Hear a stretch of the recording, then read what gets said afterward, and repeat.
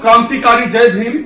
आज का दिन बहुजन आंदोलन के इतिहास में बहुत बड़ा दिन है।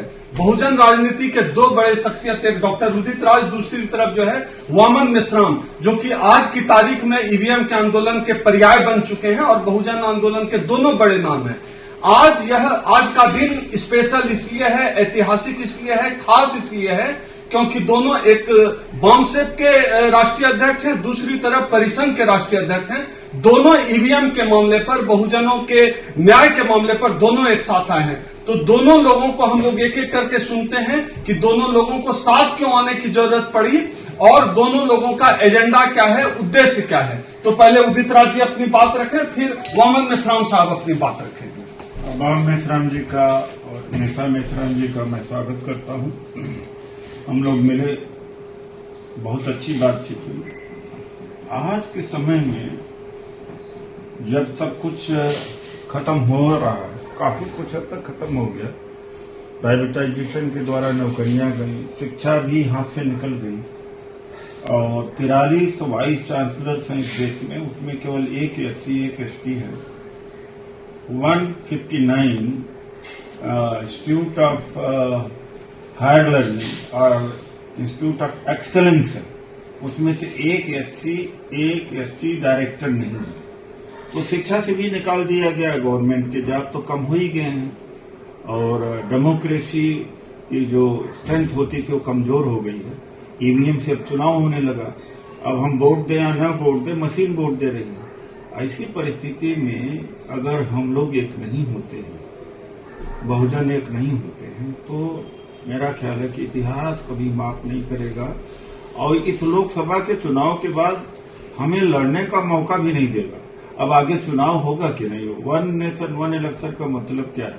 पार्लियामेंट्री डेमोक्रेसी को खत्म करके प्रेसिडेंशियल में केवल सवर्ण ही जीत सकते हैं और SC ST OBC माइनॉरिटी का कोई मतलब नहीं रह पाएगा।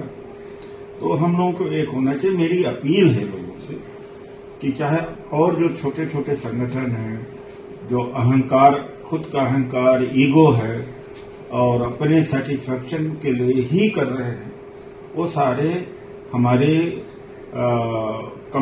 कमजोरी बन गए हैं पूरे देश में। 4 आदमी है तो 10 आदमी एक संगठन खड़ा कर देते हो और टुकड़ों में पूरी शक्तियों को बांट दिया है। अब इस मंच पर आए, ईवीएम के खिलाफ हम लोग लड़े, वरना अब लड़ने का भी मौका नहीं रहेगा। तो मेश्राम जी से और दिग्विजय जी से अभी मुलाकात हुई है, कांग्रेस नेता, तो हम लोगों ने सलाह मशविरा करके 19 फरवरी को जंतर मंतर नई दिल्ली पर ईवीएम के खिलाफ ये आह्वान किया गया। पूरे देश के लोग आए, सभी लोग आए, एक कॉमन मंच है, किसी एक का नहीं है। मैं यही कहूंगा। आज मुझे बड़ी खुशी हुई वामन मेश्राम जी से मिल करके। इन्होंने समाज के लिए बहुत काम किया है, बहुत जगाने का कार्य किया है। लेकिन जगाने से ज्यादा जिस तरह से मीडिया इस देश में है, मनवादी लिटरेचर, प्रभाव और उनका असर, वो हमारे सामाजिक जागृति का जो प्रयास है उसको भी छोटा करता चला जा रहा है। तो मैं यही फिर से अपील करूंगा समाज से कि अब कम से कम अहंकार, ईगो को छोड़ो और कुछ समाज के लिए भी देना सीखो। 2 पैसा निकालना सीखो, घर से निकलना सीखो। रिटायर्ड एम्प्लॉय लाखों की संख्या में है और रिटायरमेंट के बाद में भी नौकरी करते जा रहे हैं, तो घर से निकलें। मोहम्मद मेश्राम साहब आप अपनी बात करें। साथियों, आप सभी लोग जानते हैं कि कल हमने जंतर मंतर पर ईवीएम के विरोध में राष्ट्रीय स्तर का बड़ा आंदोलन किया, महामोर्चा निकाला और उस महामोर्चा में 32 राज्यों के लोग उपस्थित थे और जनता को इकट्ठा करने का देश भर में हमने अभियान चला रखा है।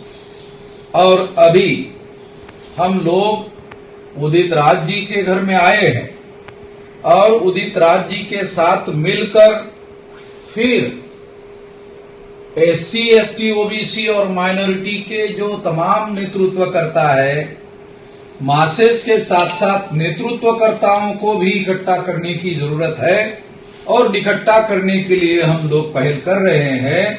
तो 19 फरवरी को ईवीएम हटाओ एक बड़ा और आंदोलन होने वाला है। उस आंदोलन में भी हम सारे देश भर से लोगों को इकट्ठा करने के लिए अपील करते हैं और इकट्ठा करने के लिए सारे देश भर से लोगों को लाने की कोशिश करेंगे। इस मौके पर मैं इतना ही कहना चाहता हूं, हमें बहुत खुशी है कि उदित राज जी और हम अब आने वाले समय में समाज की लड़ाई मिलजुल कर लड़ेंगे।